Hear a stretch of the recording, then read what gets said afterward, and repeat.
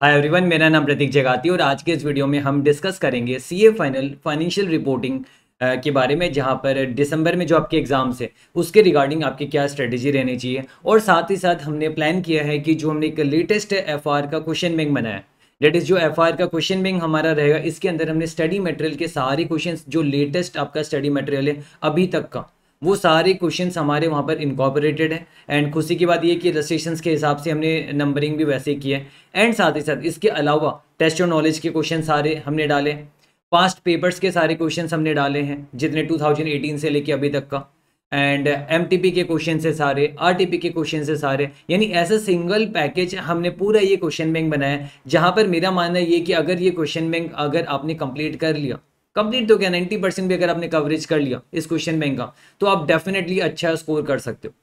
तो यहाँ पर ये क्वेश्चन बैंक आपको फ्री ऑफ कॉस्ट मिलेगा, आपको कुछ भी पे करने की जरूरत नहीं है। आपको बस क्या करना होगा, आप हमारे मोबाइल एप्लीकेशन में जाओगे। मोबाइल एप्लीकेशन हमारा डेट इज जगाती डिजिटल एजुकेशन है। यहाँ पर हम आप सभी को पीडीएफ जो है इसका सॉफ्ट कॉपी हम प्रोवाइड करेंगे, हार्ड कॉपीज पॉसिबल नहीं है, आप खुद समझिए। तो सॉफ्ट कॉपीज हम प्रोवाइड करेंगे आप सभी को, आपको मेल किया जाएगा। एंड उसके लिए आपको क्या करना होगा, आपको हमारे एप्लीकेशन में जाना होगा। एप्लीकेशन में आप स्टोर सेक्शन में जब जाओगे वहाँ पर, सो स्टोर सेक्शन में आपको एक कोर्स दिखेगा एफआर क्वेश्चन बैंक, उसका प्राइस सिर्फ ₹1 है। तो ₹1 बस इसलिए है ताकि आप एनरोल कर सको वहाँ पर। एंड आपके जो मोबाइल नंबर, ईमेल आईडी वगैरह वो सारे हमें एक लिस्ट प्रोवाइड हो जाएगी एंड उसके चलते हम आपको प्रोवाइड करेंगे। ऐसा कुछ भी नहीं कि ₹1 से मैं कुछ अर्न कर लूँगा, ऐसा कुछ भी नहीं है। एंड वो तो जब है ना पेमेंट गेटवे से कटेगा तो कुछ ही नहीं आने वाला। तो यहाँ पर फ्री ऑफ कॉस्ट ही है, बस ये ₹1 आपको पे करना है। एंड ₹1 का भी मैं कोशिश करूँगा, अगर वहाँ पर पॉसिबिलिटी हुआ मिनिमम, तो मैं 2 पैसा या 3 पैसा कुछ जो भी मिनिमम है वही चार्ज करूँगा। ₹1 से तो ज़्यादा होने वाला नहीं है। तो यहाँ पर ये फ्री ऑफ कॉस्ट ही आपको मिलेगा। आपको हमारे मोबाइल एप्लीकेशन का डिस्क्रिप्शन के अंदर मोबाइल एप्लीकेशन का आपको लिंक मिल जाएगा, आप स्ट्रेट अवे डाउनलोड कर सकते हो। iOS जिनका iOS है वो भी क्या कर सकते हैं, उनके लिए भी डिस्क्रिप्शन में लिंक रहेगा। एंड वो iOS के थ्रू वहाँ पर है ना जो लिंक है उसके थ्रू डाउनलोड कर लेंगे।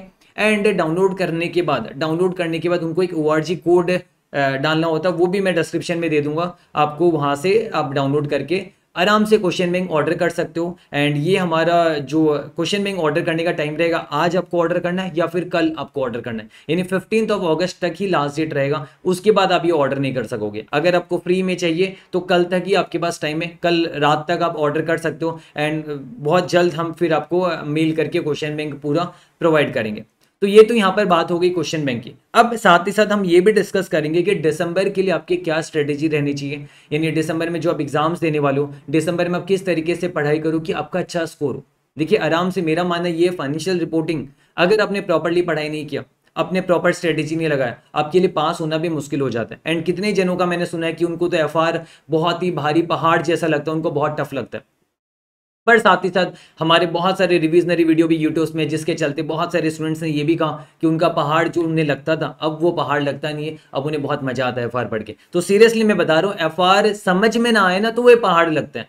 अगर फाइनेंशियल रिपोर्टिंग समझ में आए तो ये बिल्कुल भी पहाड़ नहीं लगेगा, डेफिनेटली आपको बहुत ईजी लगेगा। और फाइनेंशियल रिपोर्टिंग भी हमने लास्ट ईयर से लेके टिल अभी जो मई तक हमने फ्री रखा था, है ना, मई तक फ्री रखा था हमने। एंड 1 ईयर अप्रॉक्स 1 ईयर हमने फ्री ऑफ कॉस्ट एफआर के कोर्सेज भी हम अपने मोबाइल एप्लीकेशन में प्रोवाइड किया था। पर अब देखिए मेरा यही एक सिंगल सोर्सेस ऑफ इनकम है, तो मेरे लिए पॉसिबल नहीं, क्योंकि आप भी सीए बनोगे, है ना। तो यहाँ पर सीए बनने के बाद ऑब्वियस सी बात है आप सभी को घर चलाना होता है, तो मेरे लिए बिल्कुल भी पॉसिबल नहीं है। कुछ स्टूडेंट्स अभी भी कमेंट करते हैं कि sir free of cost provide कीजिए, पर देखिए मेरे लिए पॉसिबल नहीं है, क्योंकि मुझे भी सब कुछ चलाना होगा। एंड जब तक मेरे लिए पॉसिबल था मैंने प्रोवाइड किया। तो यहाँ पर आपको कोर्सेस अगर हमारे चाहिए तो आपको अब एनरोल करना पड़ेगा। क्वेश्चन बैंक हम आपको फ्री में प्रोवाइड करें, अगर आप कोर्सेज भी एनरोल करना चाहो हमारे एप्लीकेशन में कोर्सेज को एनरोल कर सकते हो, या फिर वेबसाइट का भी डिस्क्रिप्शन में लिंक रहेगा, वहाँ से भी कोर्सेज को एनरोल कर सकते हो, जहाँ पर हमने पूरा आईसीए के अकॉर्डिंगली सारे कंसेप्ट को हमने समझा है, सारे क्वेश्चन भी मैंने कवर कराए। एंड देखिए मैंने फास्ट ट्रैक की बात अगर करूँ तो मैं फास्ट ट्रैक को कम समझता हूँ, क्यों? क्योंकि अगर आपका अंडरस्टैंडिंग प्रॉपर नहीं होगा तो आप क्वेश्चन को अटेम्प्ट कैसे करोगे। तो मैंने जो भी टाइम लिया, मैंने जो भी आवर्स लिया, 240 आवर्स के लगभग मैंने टाइम लिया, वहाँ पर मेरा कोई वेस्ट नहीं है। मैंने पूरा पढ़ा है, कंसेप्ट को समझा है, रिलेटेड क्वेश्चंस करा है, कहीं पर भी मैंने टाइम वेस्ट नहीं किया।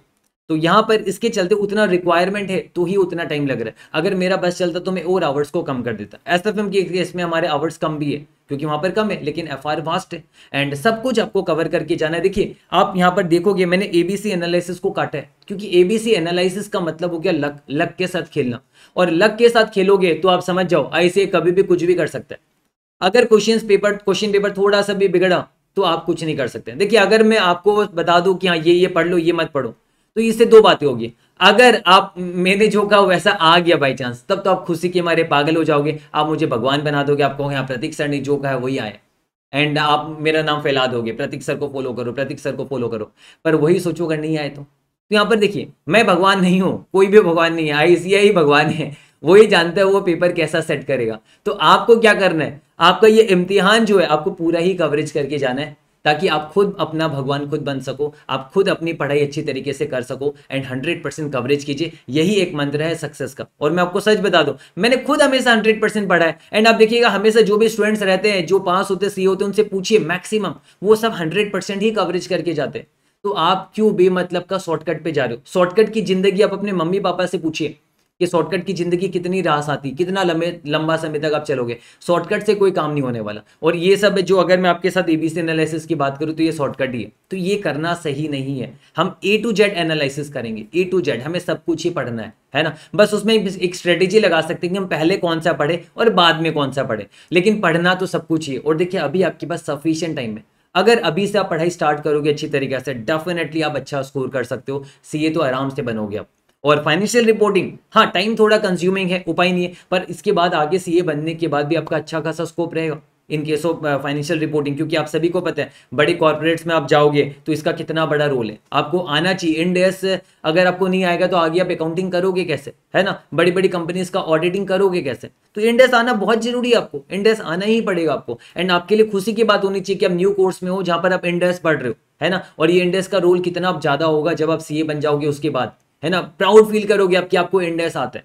तो इसलिए इंडेस में नॉलेज गेन कीजिए, सारे क्वेश्चंस अटेम्प्ट कीजिए, और इंडेस में यानी एफआर पूरा इंडेस ही है, तो एफआर में आप कोशिश कीजिए कि आप 75-80 स्कोर करो, एंड करना पॉसिबल भी है। हमारे जो लास्ट अटेम्प्ट हुए थे यहाँ पे बहुत सारे स्टूडेंट्स ने कमेंट किया था, कंप्लीमेंट किया था कि हाँ उनका पेपर बहुत अच्छा गया एंड अच्छे से कवरेज किया, इससे पहले भी। तो यहाँ पर आराम से, अगर मेरा मानना है कि अच्छे तरीके से कवरेज करो, सारे कंसेप्ट को समझो, तो डेफिनेटली आप अच्छा स्कोर कर सकते हो। तो चलिए अभी हम बात करेंगे, जैसे मैंने आपको कह दिया कि क्वेश्चन बैंक के रिगार्डिंग आप है ना, क्वेश्चन बैंक के रिगार्डिंग आप हमारे मोबाइल एप्लीकेशन में जाइए, वहाँ से क्वेश्चन बैंक आप फ्री में एनरोल कर सकते हो, 1 रुपये पे करके। कोर्सेज वगैरह एनरोल करना है तो वहाँ से भी आप एनरोल कर सकते हो, लैपटॉप के लिए अपने हमारे वेबसाइट से भी एनरोल कर सकते हो। वेबसाइट का मेरा नाम ही सिंपल है, www.pratikjagati.com, बस सिंपल है। तो यहाँ पर आप देख सकते हो, अगर आपको अच्छी तरीके से कवरेज करना है आप मेरा फॉलो कीजिए, किसी और का फॉलो कीजिए, आपके ऊपर है। पर हाँ अगर आपकी कंसेप्ट वीक है तो किसी ना किसी फैकल्टी का आपको कोर्सेज ज्वाइन कर लेना चाहिए जो आपको सुटेबल हो, जो लगे कि हाँ जहाँ पर आपका कंसेप्ट का अच्छे से कवरेज हो जाएगा, सारे क्वेश्चन का भी कवरेज हो जाएगा।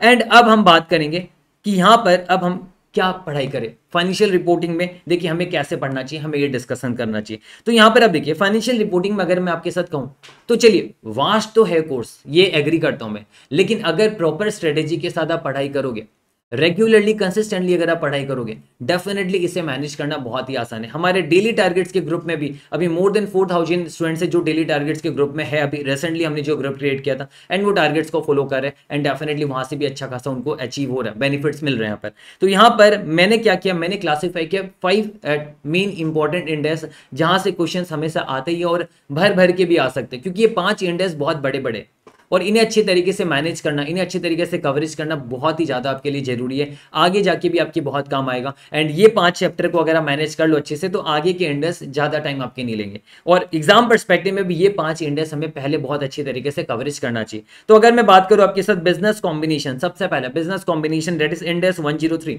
इंडेक्स 103 के देखिए कंसेप्ट सारे ही इंपॉर्टेंट है, हमें बहुत सारे कंसेप्ट वहाँ पर देखने को मिलेंगे। मेजरमेंट पीरियड है, इंटेंजिबल का कंसेप्ट है ना, जो यहाँ पर कंटिजेंटली इशुएबल शेयर्स का कंसेप्ट है, एंड और भी शेयर्स जो हमारा सर्विस पेमेंट जो दिया जाता है उसका भी वेस्टेड कंडीशन, अनवेस्टेड कंडीशन जो बहुत सारे हैं, रिप्लेसमेंट का जो कंसेप्ट है ना शेयर से रिलेटेड, ऐसे बहुत सारे कंसेप्ट है, और साथ ही साथ कॉमन कंट्रोल के कंसेप्ट है। तो ये सारे कंसेप्ट आपको इसलिए समझने होंगे क्योंकि अगर आप कंसेप्ट को नहीं समझोगे, आप बड़ी बड़ी क्वेश्चन जो आएंगे आप उसे सॉल्व नहीं कर पाओगे।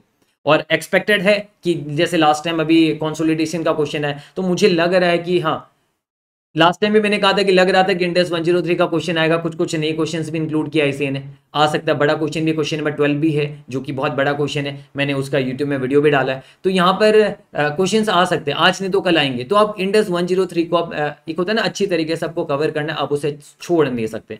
आपको इंडेक्स 103 के सारे कंसेप्ट और सारे आईसीआई के क्वेश्चन अच्छी तरीके से कवर कर लेना चाहिए समझ के, प्रैक्टिस तो बहुत जरूरी है। तो इंडेक्स 103 पहले आप कवरेज करोगे एंड उसके बाद स्ट्रेट अवे आप कंसोलिडेशन में जाइए। देखिए कंसोलिडेशन कवर करने को तो इंडेक्स 27 भी कवर करना चाहिए, separate financial statement, index 28 investment इन एसोसिएट्स, यहाँ से भी 4 to 6 मार्क्स के क्वेश्चन आ जाएंगे। ये इंडेक्स 111 जॉइंट अरेंजमेंट्स, यहाँ से भी 4 या 6 मार्क्स के क्वेश्चन आ जाएंगे। लेकिन ये सारे तो कवर करने, क्योंकि सब कुछ ही पढ़ के जाना है, लेकिन सबसे ज्यादा अगर इंपॉर्टेंट कुछ आपको कवर करना चाहिए, that is what, consolidation procedure for subsidiaries. Consolidation procedure के जितने क्वेश्चंस है हमने शायद कौन सा प्रोसीड्यूर के तो सारे क्वेश्चंस हमने यूट्यूब में डाले हुए। तो यहाँ पर आप कॉन्सेप्ट प्रोसीड्यूर के सारे क्वेश्चंस आपको कवर करने, और बाद में जो बड़े बड़े क्वेश्चंस है वो बड़े बड़े क्वेश्चंस आपको कवर होना चाहिए। लास्ट टाइम चेन होल्डिंग का क्वेश्चन आया था 16 मार्क्स का, एंड जिसने भी हमारे वीडियो देखे थे उसने तो कहा कि उन सबका अच्छे से मैनेज हो गया, बैलेंस शीट वगैरह आराम से टैली हो गया, क्योंकि हम पढ़ते ही ऐसे कि बैलेंस शीट वो टैली होगा ही। तो यहाँ पर कॉन्सेप्ट प्रोसीड्यूर के सारे क्वेश्चंस आप अच्छी तरीके से कवर कीजिए और कोशिश कीजिए बाकी सारा भी आप कवर करो अच्छी तरीके से। फाइनेंशियल इंस्ट्रूमेंट भी बहुत इंपॉर्टेंट है, यहाँ से भी 8 to 10 मार्क्स के क्वेश्चन आ जाते हैं, 2 या 3 क्वेश्चन आ सकते हैं आपके एग्जाम में। तो फाइनेंशियल इंस्ट्रूमेंट्स भी मैं आपको यही सजेस्ट करूंगा, पूरा कवर कीजिए अच्छी तरीके से, पूरा का पूरा कवर कीजिए, और आईसीए के सारे क्वेश्चंस आप अच्छी तरीके से मैनेज कर लीजिए। खासकर जो बड़े बड़े क्वेश्चंस हैं, जो प्रैक्टिकल क्वेश्चंस हैं, उसे आप अच्छी तरीके से जरूर से मैनेज कीजिएगा, जरूर से आप उसको प्रैक्टिस कीजिएगा, ताकि वहां पर आपका सिक्योर है, फाइनेंशियल इंस्ट्रूमेंट सबका सिक्योर है। हेज अकाउंटिंग को लेके बहुत सारी बातें होती है, मुझे भी सर स्टूडेंट्स पूछते हैं कि सर हेज अकाउंटिंग का वीडियो आया क्यों नहीं। देखिए एक हेज अकाउंटिंग का क्वेश्चन जो एमटीबी आरटीबी में था, उसका वीडियो मैंने डाला था, अच्छी तरीके से कंसेप्ट समझाया था। बाकी यहाँ पर अगर मैं बात करूँ आपको, कि मुझे लगता नहीं है कि बहुत लेस चांसेस है कि हेज अकाउंटिंग से क्वेश्चन आएगा। अगर आएगा तो वो एमटीबी वाला जो क्वेश्चन है वो आ जाएगा, अदरवाइज चांसेस बहुत रेयर है। इसके पीछे रीजन क्या है? एक तो आईसीए ने अपने मटेरियल में प्रॉपर अकाउंटिंग ट्रीटमेंट भी नहीं दिया, इसके अलावा ये तो दिया नहीं, इसके अलावा ऐसे के कोई क्वेश्चंस भी नहीं है। अभी करंटली ऐसे के मटेरियल वगैरह में आपको कहीं पर कोई क्वेश्चंस नहीं दिखेंगे, पर फिर भी मैंने प्लान किया कि मैं अपने जो रेगुलर कोर्सेज है वहां पर मैं कुछ टाइम के अंदर ही 10 to 15 डेज या 20 डेज के अंदर में एक आईएफआरएस के कुछ क्वेश्चंस उठा के मैं कवरेज कर दूंगा, वो अलग बात है। पर हैज अकाउंटिंग इतना इंपॉर्टेंट नहीं है, क्योंकि फाइनेंशियल इंस्ट्रूमेंट्स में बहुत कुछ है पूछने को, है ना, बहुत कुछ है। डेरिवेटिव्स के क्वेश्चन है, एम्बेडेड डेरिवेटिव्स के क्वेश्चन है, इंपायरमेंट ऑफ फाइनेंशियल एसेट्स के क्वेश्चन है, एंड साथ ही साथ जो classification, measurement, financial assets, liability, equity, ढेरों क्वेश्चन है वहां पर पूछने के लिए, ढेरों क्वेश्चन है, तो वहां से पूछा जा सकता है, चांसेस बहुत रेयर है। तो वो सारा बाकी आप कवर कीजिए, फाइनेंशियल इंस्ट्रूमेंट्स को भी आप छोड़ नहीं सकते। देखिए छोड़ तो कुछ भी नहीं सकते अगर आपको अच्छा स्कोर करना है, क्योंकि कहीं से कोई भी क्वेश्चन आ जाएगा। मैं बता दूं 10th या बीकॉम में जब एनालिसिस करते थे ना पास्ट 5 ईयर 6 ईयर्स का, वो सारा एनालिसिस धरा का धरा रह जाता है जब आप क्वेश्चन पेपर देखते हो एग्जाम में। ये हमने बहुत बार नोटिस किया है। तो पुराना ट्रेंड, पुराना एनालिसिस आपका ऐसे बेकार हो जाएगा, कोई फायदा नहीं है। फायदा एक ही है, मटेरियल पूरा कवर कीजिए, स्टडी मटेरियल पूरा कवर कीजिए, कोशिश कीजिए एमटीपी आरटीपी कवर करो। 5 पेपर्स नहीं करोगे तो भी चल जाता है। क्यों चल जाता है? क्योंकि 5 पेपर्स मतलब वो पहले एग्जाम में आए हुए क्वेश्चन है, तो चांसेस कम है कि वो क्वेश्चन सब रिपीट होंगे। देखिए आ सकते हैं, पर चांसेस बहुत रेयर है कि वो क्वेश्चन रिपीट होंगे, ये मेरा मानना है। हाँ एमटीपी आप पूरा कवर कीजिए, आरटीपी आप पूरा कवर कीजिए, स्टडी मटेरियल जो कि क्वेश्चन है, इलस्ट्रेशन, टेस्ट ऑफ नॉलेज, ये पूरा आप कवर करने की कोशिश कीजिए। मैं आपको मना नहीं कर रहा 5 पेपर्स के लिए, बस मैं अपना ओपिनियन बता रहा हूँ कि मुझे लगता है कि कम चांसेस है। गलती से एक क्वेश्चन आ गया तो आगे अलग बात है, पर वो भी चांसेस बहुत रेयर है ना। तो यहाँ पर इसके बाद index 115 revenue from contract with customers. सब कहते हैं कि टॉपिक टफ है, पर मुझे नहीं लगता ये टॉपिक टफ है। हमने इवन 4 आवर्स के यूट्यूब वीडियो में हमने पूरा रिवीजन, कंसेप्ट के पूरे रिवीजन कवर किए, एंड जहाँ पर आप सभी को मुझे बहुत जिन्होंने कमेंट किया कि उन्हें बहुत अच्छे से समझ में आया, जहाँ पर ऑब्वियस ही बात है, सिंपल सा कंसेप्ट है यहाँ पर, जो आप समझोगे उस वीडियो को भी देखोगे तो पक्का आपको सारा चीज समझ में आएगा। क्वेश्चंस भी यहाँ पर इसके अच्छे से फिर मैनेज हो जाएंगे। आईसी के सारे क्वेश्चंस आपको कवर करना चाहिए, कहीं से कुछ भी पूछा जा सकता है।